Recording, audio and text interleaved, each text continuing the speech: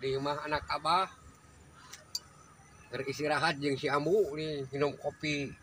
Oh, minum kopi, rokok, super. Ningali pemandangan ya, aduh, pakai sarung ngeunah lah. Jauh dari keramaian kota. Iya baheula mah balong itu dia. Balong gerak abah ka dia mah. Ayeuna mah dia dibangun. Aya jalan-jalan. Aduh. Sakedeung nih ge beak ge balong. Ya. Dulu mahnya di dieu teh. Tapi kan bae da geus zamanna kieu eta da. Zaman perumahan. Heeh. Ayeuna mah hayang ningali balong geus eueuh.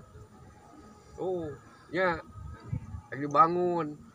Itu tinggal balong nama itu seetik. Sedikit. Alah. Ya gitulah, ya kumaha. Nambah jelema, nambah penduduk. Oh, ya gitu pasti aya nambah imah. Udah boga imah, udah boga tempatnya, Bu. Iya. Heeh. Dan bae lah ada orang mah. Gitu. Tapi enak di nu mencil kieu nya. Biasanya di bawah batu waduh, kumpul ngobrol teh. Hese loba mobil pabelit.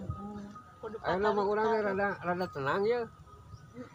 Rada jempe, jauh di jalan. Tinu keramaian. Ieu mah asa piknik we mah ya. Piknik. Kalau untuk tidur mah enak. Nah.